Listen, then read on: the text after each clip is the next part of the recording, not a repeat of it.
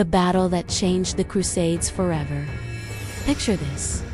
It's dawn on the 28th of June, 1149, and you're standing on the plains before the mighty walls of Inab fortress in northern Syria. The morning mist is beginning to lift, revealing a sight that would make even the bravest warriors' blood run cold. Thousands upon thousands of Seljuk horsemen stretch across the horizon like a dark ocean of steel, and death, completely surrounding a much smaller force of Christian knights and their most unlikely allies, the feared Nizari assassins. This is the moment that would change the entire course of the Crusades forever.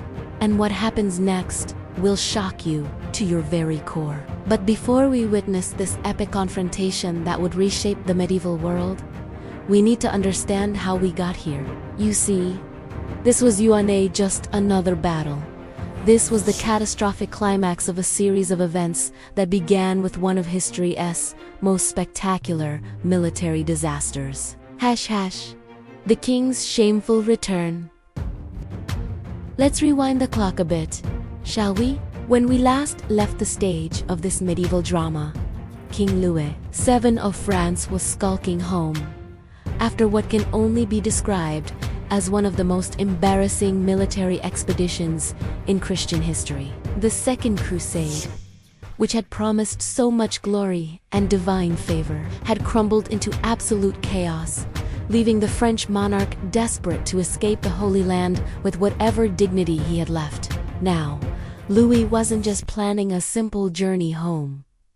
Oh no, that would be far too straightforward for a man of his, shall we say, questionable strategic thinking. Instead, the French king had devised what he believed to be a brilliant plan. He would sail to Norman Italy with the assistance of the Sicilian fleet, then use the Italian peninsula as a convenient land route back to his beloved France. On paper, it seemed reasonable enough. In reality, well, let us just say that Louis had about as much luck with this plan as he had with the entire crusade. You see, there was one rather significant problem with the king's travel arrangements.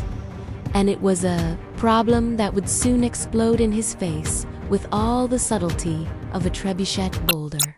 The waters between the Holy Land and Italy weren't exactly what you'd call peaceful tourist routes. Far from it. Actually, a vicious naval war was raging between King Roger II of Sicily and the Byzantine Emperor Manuel Comnene, turning the Aegean and Adriatic seas into virtual battlefields where ships disappeared beneath the waves on a daily basis. But here's where Louis' poor decision-making really shines through. By choosing to rely on Norman assistance, he was essentially painting a massive target on his royal back for any Byzantine commander looking to strike a blow against their Sicilian enemies. It was like walking into a pub fight wearing the colors of the opposing football team. Not exactly the smartest move, if you catch my meaning. And predictably, it didn't take long before disaster struck with all the inevitability of a London rainstorm. The combined Franco-Norman fleet, laden with treasure, supplies, and the remnants of the crusading army, was chugging along at a leisurely pace when Byzantine lookouts spotted them near Cape Mal. The moment those eagle-eyed Byzantine sailors caught sight of the foreign vessels, war horns began blowing across the imperial fleet like a symphony of impending doom. What happened next was less a naval battle and more a maritime massacre. The Byzantine warships, sleek and fast as hunting sharks, descended upon the slow-moving transport vessels with ruthless efficiency. These weren't merchant galleys built for comfort. These were purpose-built instruments of war, crewed by seasoned veterans who knew these waters like the back of their sword hands. The transport ships, heavily loaded and sluggish, stood about as much chance as sheep in a wolf den. Picture the chaos. Byzantine marines swarming over the sides of French vessels. The clash of steel on steel echoing across the winddark waters. Desperate shouts in multiple languages as men fought for their very lives. The sea itself, seemed to turn red with blood as bodies tumbled into the waves, weighed down by heavy mail and the bitter taste of defeat. In the midst of this aquatic carnage, King Louis himself managed to pull off what can only be described as the medieval equivalent of a dramatic escape sequence, with enemy ships closing in from all sides and the screams of his dying countrymen filling the air. The French monarch somehow managed to slip away in his personal vessel, making a desperate dash for the safety of Calabrian shores. But here's the truly heartbreaking part. In his frantic escape, Louis was forced to abandon the most precious cargo of all, his own wife, Queen Eleanor, along with his entire royal household. Can you imagine the anguish? The man who had set out to conquer the Holy Land in the name of God was now fleeing like a common pirate, leaving his beloved queen to face capture at the hands of his enemies. Queen Eleanor, that remarkable woman who had accompanied her husband across thousands of miles of hostile territory, now found herself a prisoner of the very empire that had opposed their holy mission from the beginning. The Byzantines, recognizing the incredible value of their royal captive, immediately transported Eleanor to Constantinople, where she was held in what we might generously call comfortable captivity, though I am sure the queen herself had rather different opinions about her accommodations. The imperial capital, with its soaring domes and glittering mosaics, became Eleanor's gilded prison, as Byzantine diplomats no doubt contemplated the political advantages of holding the Queen of France hostage. But this tale of maritime disaster wasn't over yet. Not by a long shot. While Eleanor languished in Byzantine custody, her Norman allies were mounting a desperate rescue operation. Norman galleys, those sleek predators of the Mediterranean, began prowling the Aegean Sea like hunting wolves, seeking any opportunity to free their royal charge. These weren't just merchants or traders.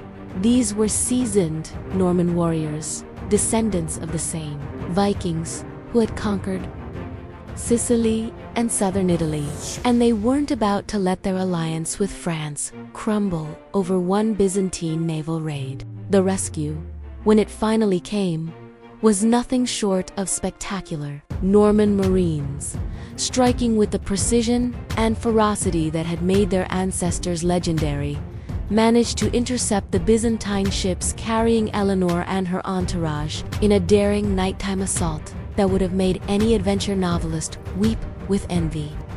The Normans liberated the French queen and spirited her away to the safety of the Kingdom of Sicily. The reunion between Louis and Eleanor in the sun-baked hills of Basilicata should have been a moment of pure joy and relief. Here were two people who had shared the ultimate adventure, who had witnessed the glory and horror of the Crusades together, finally reunited after a harrowing separation that could have ended in permanent captivity or worse. But if you're expecting a romantic Hollywood ending here, I'm afraid you re-in for a disappointment that would make even the most cynical medieval chronicler shake his head in dismay. You see! The cracks in the royal marriage had been growing wider than the English Channel throughout their entire crusading adventure, and their traumatic separation had done absolutely nothing to repair the damage. If anything, the stress and humiliation of their circumstances had made things infinitely worse. Eleanor, a woman of fierce intelligence and independent spirit, had apparently begun to question whether her husband possessed the leadership qualities necessary for a proper king. Louis,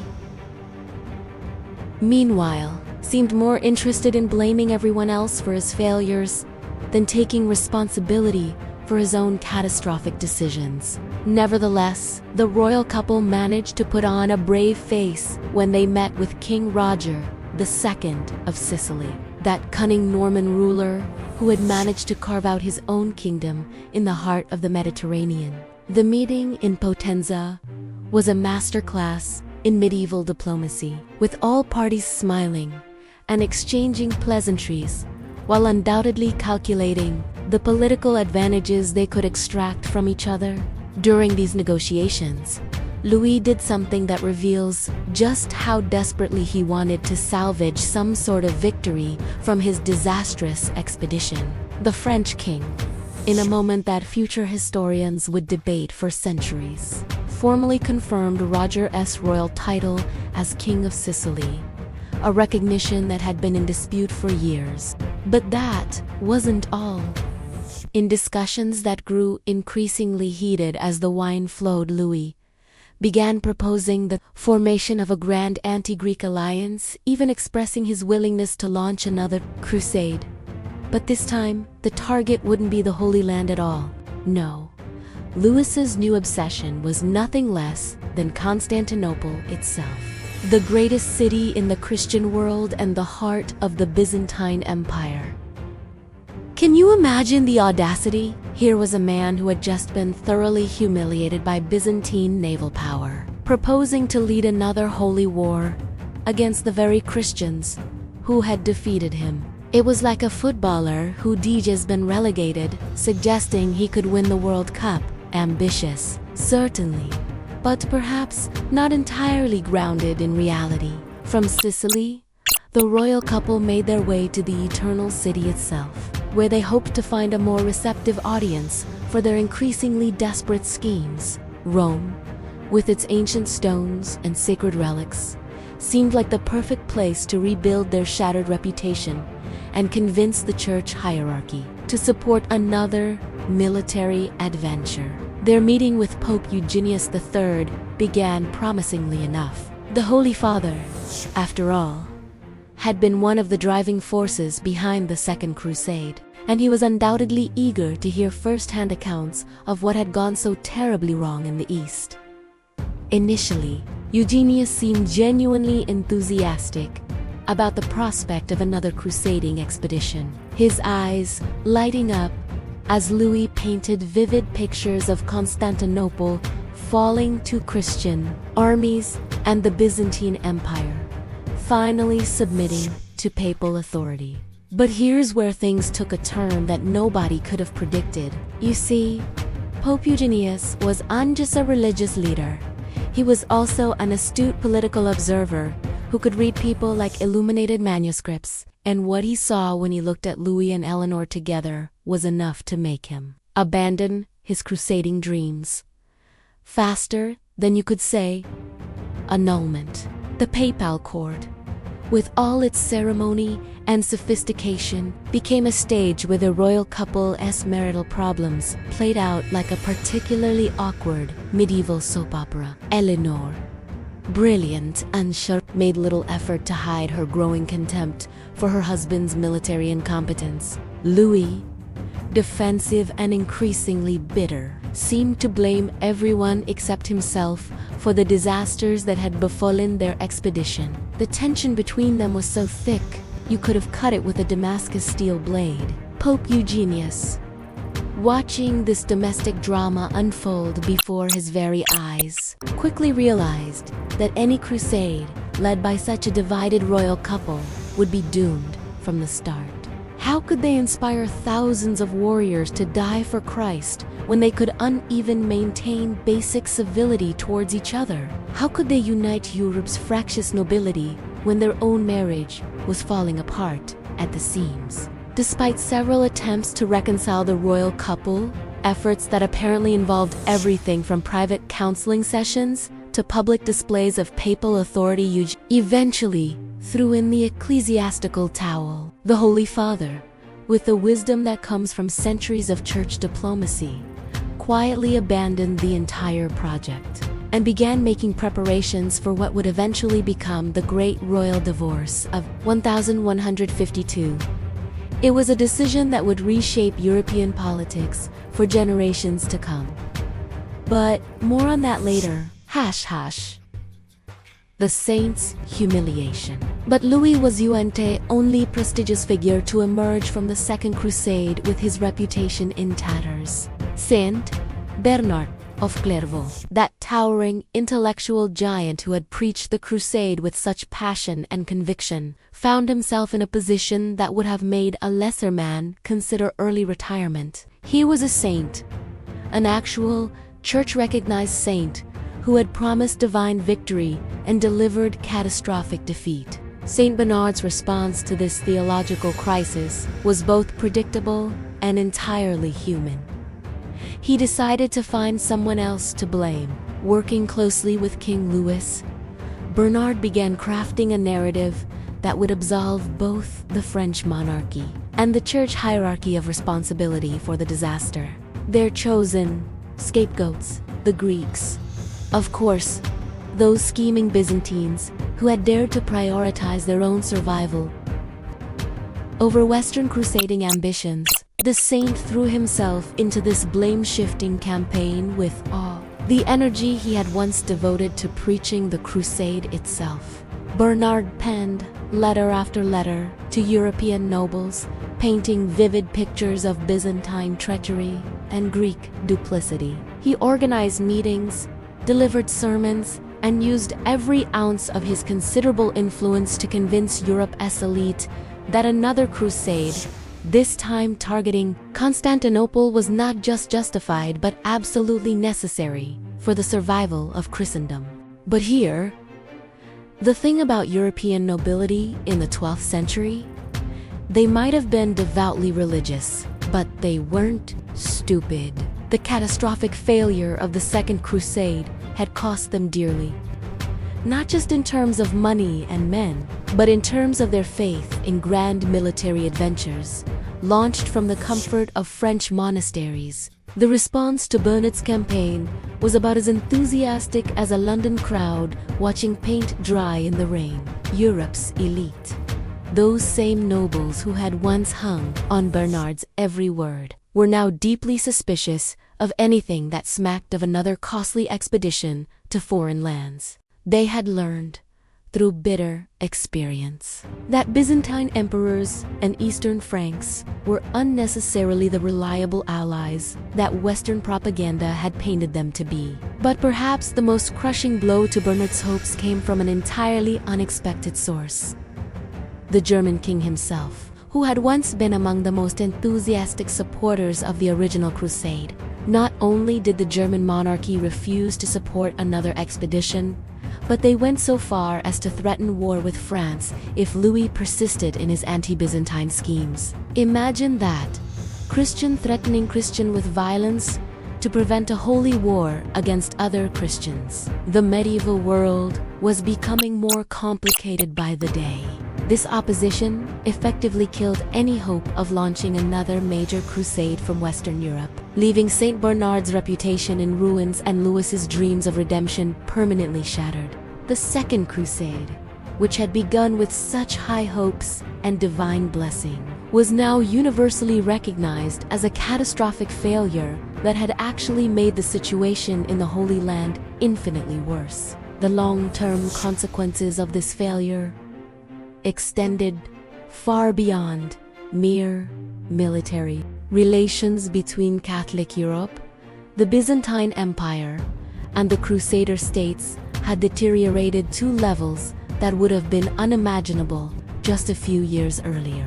Trust, that most precious commodity in medieval diplomacy, had been squandered on a scale that would take generations to rebuild. The true victors emerge. But while Western Europe was busy pointing fingers and assigning blame, the real winners of the Second Crusade were making the most of their unexpected good fortune. The Zengid dynasty, led by the brilliant and ruthless Nur ad-Din, had emerged from the chaos of the failed crusade stronger than anyone could have imagined possible. The departure of Louis VII and Conrad III from the Holy Land had just removed two military leaders from the equation. It had created a massive power vacuum that Nur ad-Din was perfectly positioned to exploit. For years, the Zengards had been fighting an uphill battle against a combined might of the Crusader states and their European reinforcements. Now, suddenly, they found themselves facing opponents who were divided, demoralized, and desperately short of both men and resources. Nur ad-Din, a man whose military genius was matched only by his political cunning, understood that this opportunity might never come again. The Frankish states, which had once seemed so formidable, were now revealed to be paper tigers, impressive from a distance, but capable of being torn apart by anyone with sufficient determination and strategic thinking. But here's what makes this story even more fascinating. The first major opportunity for Zingid expansion didn't come from Nur ad-Din's own military planning. Instead, it came gift-trapped with a bow, courtesy of the Latin Franks themselves, who seemed determined to destroy each other even more effectively than their Muslim enemies could manage. Civil war in Tripoli, as King Louis was making his shameful departure from the Holy Land. A powder keg was about to explode in the county of Tripoli that would make the Byzantine naval disaster look like a minor disagreement over tea and biscuits. The fuse had been lit by a man named Bertram, one of King Louis's own vassals, who had been nursing a grudge that burned hotter than forge fires. You see, Bertram held Count Raymond personally responsible for the death of his father, Alfonso Jordan, and he had spent months plotting his revenge while outwardly maintaining the facade of a loyal vassal. This was just a simple case of medieval justice. This was a blood feud that threatened to tear apart one of the most important Crusader states at the worst possible moment. Bertram's plan was as cunning as it was treacherous. While pretending to prepare for his return journey to France alongside the departing crusading army, he was actually using the chaos of the royal departure to gather supporters from among Louis' disillusioned followers. These were men who had lost friends, fortune, and faith during the disastrous expedition, and they were more than ready to take out their frustrations on anyone who could be blamed for their suffering.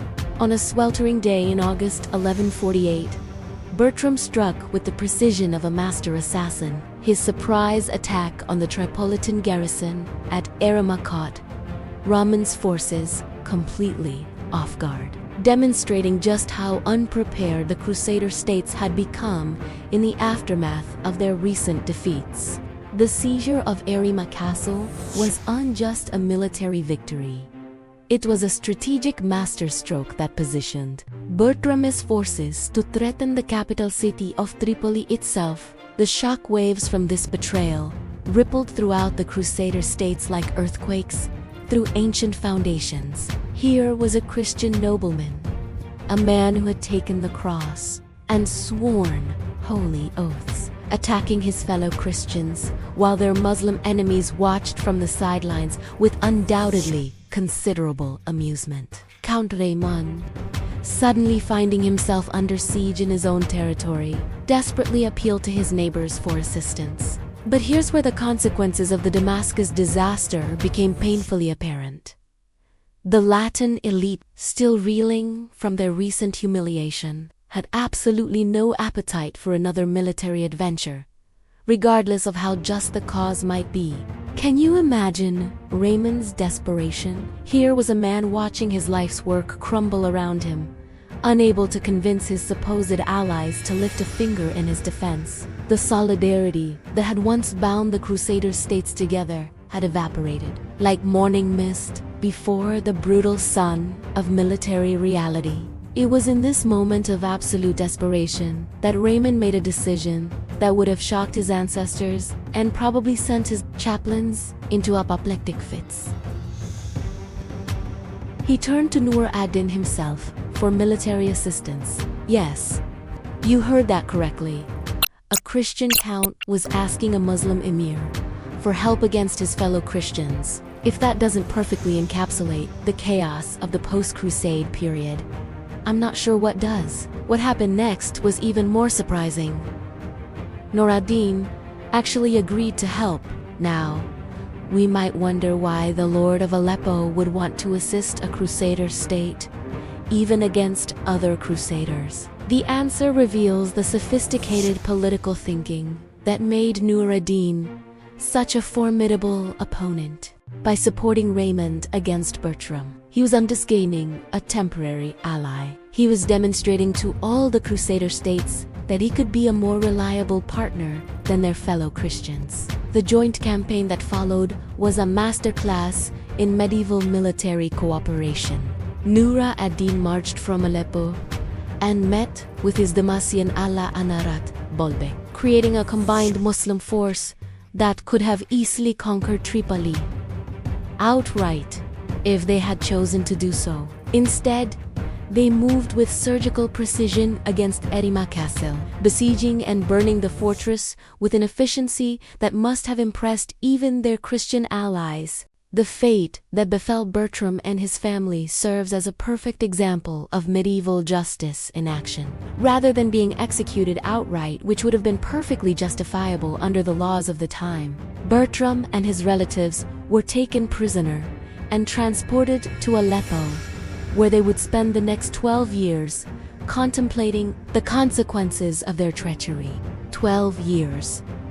Nearly a seventh of a man's life in that era, locked away in foreign dungeons, watching the world change around them while they rotted in captivity. Hush, hush, the realization dawns. But for Nur ad-Din, this successful intervention in Christian politics had revealed something far more valuable than any treasure or territory. The remaining Crusader states were essentially defenseless, without support from either the Kingdom of Jerusalem or the monarchies of Europe. This was not just a tactical observation. It was a strategic revolution that would reshape his entire approach to the region. Think about what this meant. For decades, the Zen gods had been fighting against what appeared to be an endless stream of European reinforcements, fresh armies of eager Crusaders arriving regularly to bolster the Christian positions. Now, suddenly, that stream had dried up to a trickle, leaving the Frankish states isolated and vulnerable like medieval islands in a rising Muslim sea. Nur ad-Din, being the brilliant strategist he was, understood that this opportunity wouldn't last forever. European enthusiasm for crusading might be at an all-time low. But history had shown that Christian sentiment could change rapidly, especially if the right combination of religious fervor and political necessity emerged. He needed to strike hard and fast, conquering as much territory as possible before the West could mount another major expedition. The decision to embark on what can only be described as a rampage across the northern Outrimer was made lightly. This was a calculated campaign designed to permanently alter the balance of power in the region, transforming the Crusader states from major players to minor annoyances that could be dealt with at leisure. Hush, hush. The prince's desperate standing in Nur ad-Din's path was Prince Raymond of Poitiers, ruler of Antioch and the last man capable of mounting serious resistance to Zengid expansion.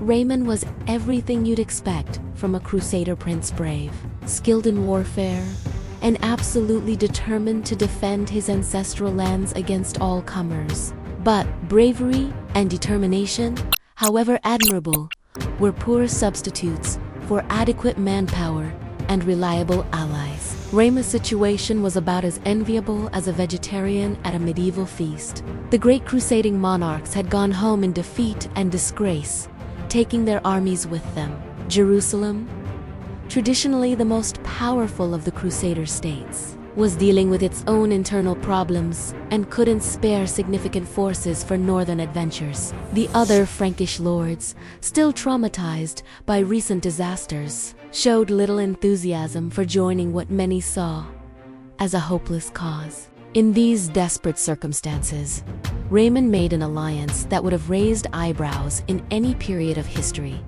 but which seemed almost inevitable given the chaos of the times. He turned to the Nizari assassins, that legendary sect of militant Shia Muslims who had become the most feared killers in the medieval world.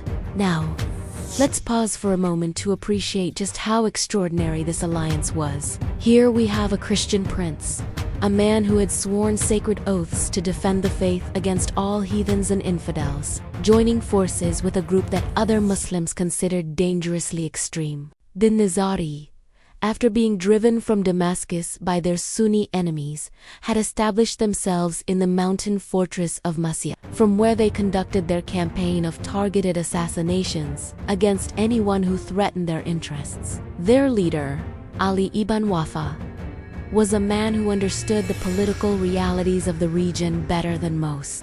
As the head of a Shia sect surrounded by hostile Sunni powers, he recognized that Nur ad-Din's expansion posed an existential threat to his people's survival. An alliance with Rayman wasn't just politically convenient.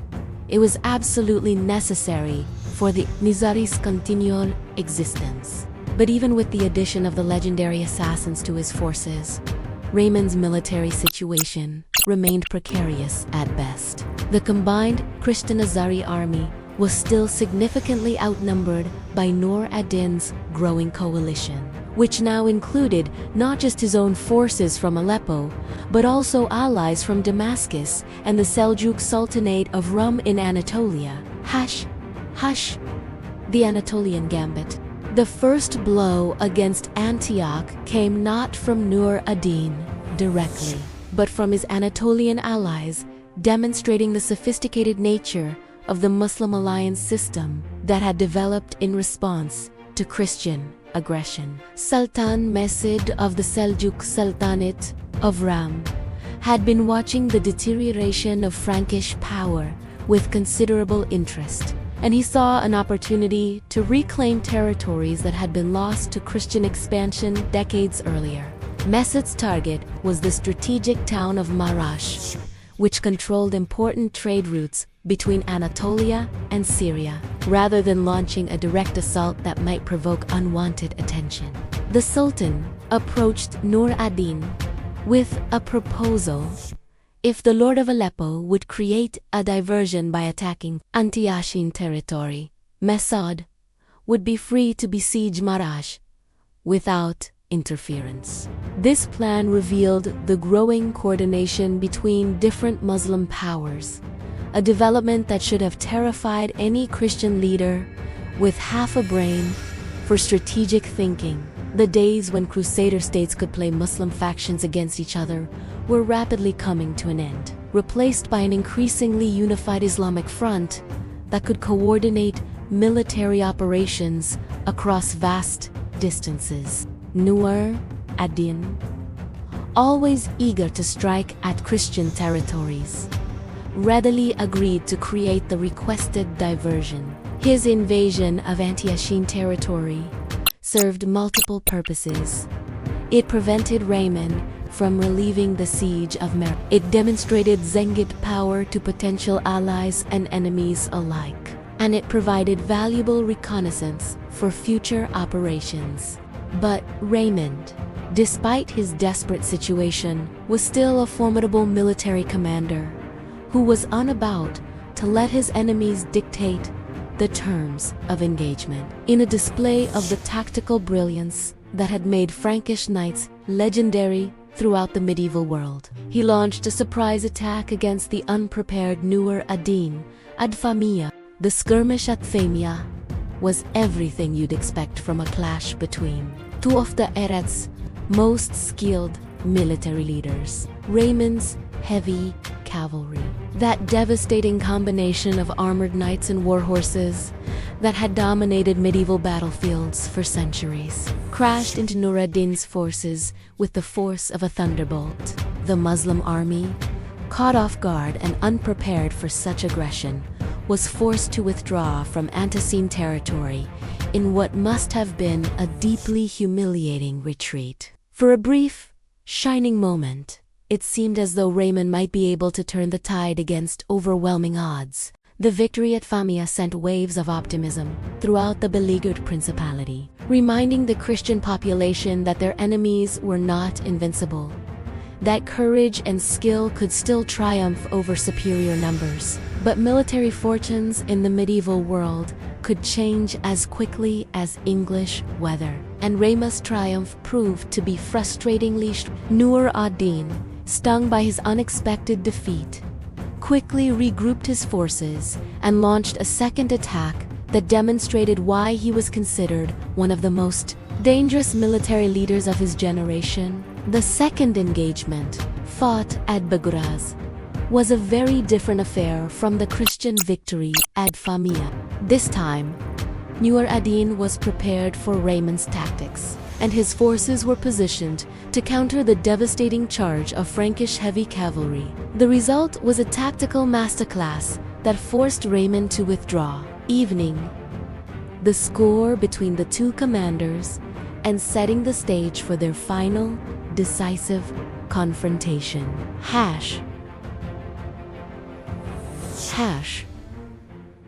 The Siege of Inab. Following his tactical victory at Bagraz, Nur ad-Din made a strategic decision that would ultimately lead to one of the most significant battles in Crusader history. Rather than pursuing Rayman's retreating forces directly, he chose to besiege the key fortress of Inab, which guarded the southern border of the principality like a stone sentinel watching over the approaches to Antioch itself.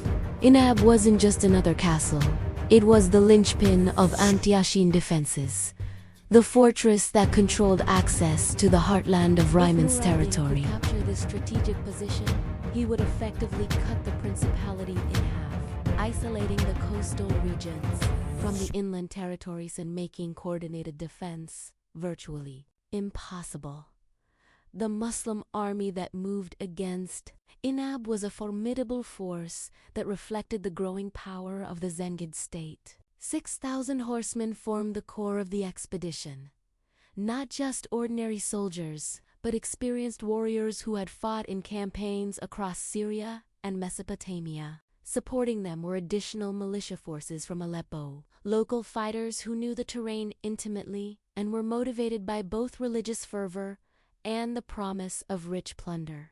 In response to this threat, Raymond and his Nizari allies managed to assemble a force of 4,000 horsemen and 1,000 infantry, a respectable army by the standards of the time, but one that was still significantly outnumbered by their Muslim opponents. The presence of the assassins added a psychological dimension to the Christian force that went far beyond their actual numbers, as these legendary warriors were feared throughout the region for their skill and determination. The initial phases of the siege unfolded according to a pattern that had become familiar throughout the medieval period. Nur ad-Din's forces surrounded the fortress and began the slow, methodical process of reducing its defenses, while Raymond organized a relief expedition designed to break the Muslim encirclement and resupply the garrison.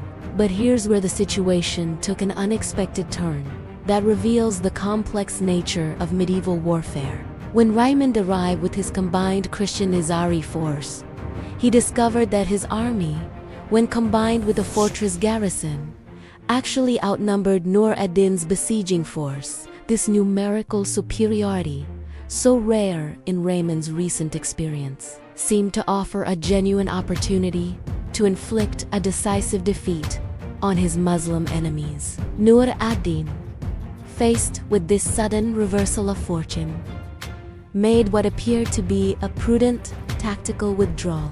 Rather than risk a disadvantageous battle against superior numbers, he lifted the siege and moved his forces east of the Orontes River, apparently conceding the field to his Christian opponents. The Muslim withdrawal should have been a moment of triumph for Raymond, a validation of his decision to ally with the assassins, and proof that Nur ad-Din could be outmaneuvered by skilled opposition. The Prince of Antioch had every reason to feel satisfied with his performance, having successfully relieved a besieged fortress and forced his primary enemy to retreat. But if Raymond expected Nur ad-Din to simply abandon his objectives and return to Aleppo with his tail between his legs, he had seriously underestimated the cunning of his opponent. The Muslim commander's withdrawal was not a retreat.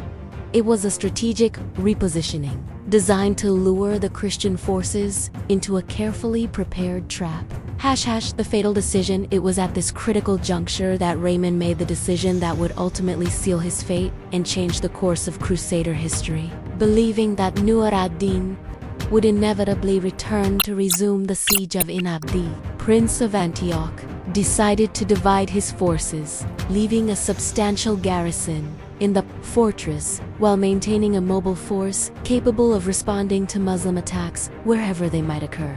On the surface, this seemed like a perfectly reasonable tactical decision. The fortress was well stocked and strongly defended, capable of withstanding an extended siege, while the mobile force would retain the flexibility necessary to counter Muslim maneuvers. It was the kind of strategic thinking that had served Frankish commanders well in previous campaigns. But Ali ibn Wafa, the leader of the Nizari assassins, recognized the danger inherent in Raymond's plan. This wasn't just any Muslim opponent they were facing.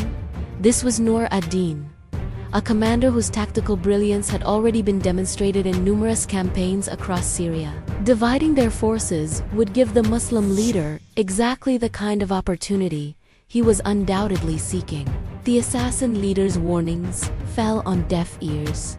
However, Raymond, perhaps influenced by his recent tactical successes, or simply confident in his own military judgment, refused to reconsider his decision. The combined Christian Nizari force was split, with the more heavily armed troops remaining in the fortress, while the mobile force, consisting primarily of lighter cavalry, prepared to shadow Nur ad-Din's movements. What Raymond couldn't have known was that Nur ad-Din had been carefully monitoring the Christian dispositions, using the extensive intelligence network that made the Zengwood military machine so effective. The Muslim commander quickly realized that his opponent had made a critical error, presenting him with an opportunity to engage the Christian forces piecemeal rather than having to face their combined strength. The trap that Nur ad-Din devised was a masterpiece of medieval military deception. Rather than returning to Inab, as Raymond expected, the Muslim army began a series of feints and maneuvers designed to draw the Christian mobile force away from their defensive positions. These movements were carefully calculated to appear threatening enough to demand a response, while actually leading Raymond's troops toward terrain that would favor the Muslim tactical system. The night encampment on what would prove to be the final night of his life. Raymond made the last in a series of tactical errors that would have far-reaching consequences for the entire Crusader movement. Believing that he was pursuing a retreating enemy, the Prince of Antioch decided to establish his night camp on an open plain known as the Fountain of Murad. Location seemed reasonable enough from a medieval commander's perspective. The plain offered adequate water for men and horses, space for the entire force to encamp together, and reasonably good visibility in all directions. What it didn't offer, however, was any kind of defensive advantage or easy escape routes, fatal omissions when facing an opponent of Nur ad-Din's caliber. As Raymond's forces settled in for the night, arranging their tents and picketing their horses in the manner that had become standard practice for Crusader armies, they remained completely unaware that they were walking into a perfectly prepared ambush. Nur ad-Din, demonstrating the kind of tactical patience that separated great commanders from merely competent ones, had positioned his forces in a wide circle around the Christian camp, using the darkness and terrain to conceal his movements. The Muslim encirclement was achieved with a precision that would have impressed even the most experienced military observers. 6,000 horsemen, moving silently through the pre-dawn darkness, formed an iron ring around the unsuspecting Christian force. This was one hasty improvisation. It was a carefully coordinated operation that required extensive planning and flawless execution. The dawn of disaster. As the first rays of sunlight began to illuminate the plains around Inabe on June 29, 1149, Raymond of Poitiers awoke to discover that his military situation had transformed overnight from promising to catastrophic. The Christian camp, which had seemed so secure in the darkness, was now revealed to be completely surrounded by Muslim forces, with no apparent avenue of escape. The sight that greeted the Christian warriors as they emerged from their tents must have been truly terrifying. Thousands of enemy horsemen stretched across the horizon in every direction, their weapons glinting in the morning light, their battle standards fluttering in the desert breeze. This wasn't just an army, it was an instrument of divine judgment, assembled to punish Christian arrogance and tactical folly. Raymond, despite the desperate nature of his situation, remained every inch the Crusader prince that his reputation proclaimed him to be. Rather than attempting to negotiate or surrender, he chose to go down fighting, assembling his forces for what he knew would likely be their final charge. The decision to attack rather than defend demonstrated the warrior ethos. For watching. If you liked it, please like, comment, and subscribe. I'll see you in the next video. Bye!